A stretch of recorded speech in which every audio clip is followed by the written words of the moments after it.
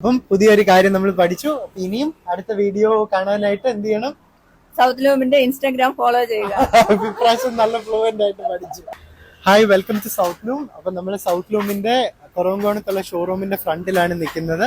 നിങ്ങൾക്കെല്ലാം അറിയാമല്ലോ, നമുക്ക് ലൈവ് വീവിംഗ് കാണാനുള്ള ഫെസിലിറ്റി സൗത്ത് ലൂമിന്റെ ഷോറൂമിലുണ്ട്. നമ്മൾ അന്നൊരു വീഡിയോ ചെയ്തായിരുന്നു. അപ്പൊ അതിനകത്ത് നമ്മൾ ജയചേച്ചിയാണ് നമ്മുടെ വീവർ. ജയചേച്ചി എടുത്ത് ചോദിച്ചിട്ട് ഓടം എന്ന് പറയുന്നത് എന്താണെന്നുള്ളത് പഠിച്ചു.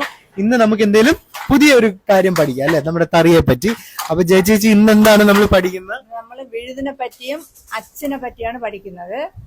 വിഴുതെന്ന് പറയുന്നത് പാവിൽ നിന്ന് വരുന്ന ഓരോ നൂലും വിഴുതിൽ ഓരോ ഹോളുണ്ട്. ആ ഹോൾ ഒരു സെക്കൻഡ്, പാവ് ഏതാന്നുള്ളത് നമുക്ക് ആദ്യം വ്യൂവേഴ്സിന് കാണിച്ചു കൊടുക്കാം. ആ കാണുന്നതാണ് പാവ്. രണ്ടുപേര് നിന്ന് വിഴുതിലോട്ട് ഓരോ ഹോളില് ഓരോ നൂല് വീതം വിഴുതിലോട്ട് കയറ്റി വിടും. രണ്ടുപേര് നിന്ന് ഒരു ദിവസം എടുക്കും ഈ വിഴുതിലോട്ട് നൂല് കയറ്റി വിടാനായിട്ട്. അത് കഴിഞ്ഞ് അതിൽ നിന്ന് വരുന്ന ഈ രണ്ട് നൂല് വീതം അച്ചിലോട്ട് കയറ്റി വിടും. ഇതിന് പകുതി ദിവസം എടുക്കും ഈ അച്ചിൽ നൂല് കയറ്റി വിടാനായിട്ട്. ഓരോരോ നൂലായിട്ടാണ് കയറ്റി വിടുന്നത്. ഓരോരോ നൂലായിട്ടാണ് അച്ചിൽ കൂടെ കയറ്റി വിടുന്നത്. എന്നിട്ട് അതിനെ കൊണ്ടുവന്ന് പരോടത്തിൽ സെറ്റ് ചെയ്ത് വെച്ച് തരും. എന്നിട്ട് ഞാൻ അതിനെ ഞങ്ങള് നെയ്ത്തുകാർ അത് നെയ്യുന്നതാണ്.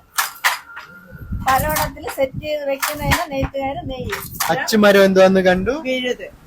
ഇതെല്ലാരും നൂലെന്നാണ് വിചാരിച്ചു വെച്ചിരിക്കുന്നത്. പക്ഷെ ഇത് നൂലല്ല, നൂല് കോർത്ത് വിടാനായിട്ട് ഇട്ടിരിക്കുന്ന ഇതാണ് വിഴുതെന്ന് പറയുന്ന സാധനം. അപ്പം പുതിയൊരു കാര്യം നമ്മൾ പഠിച്ചു.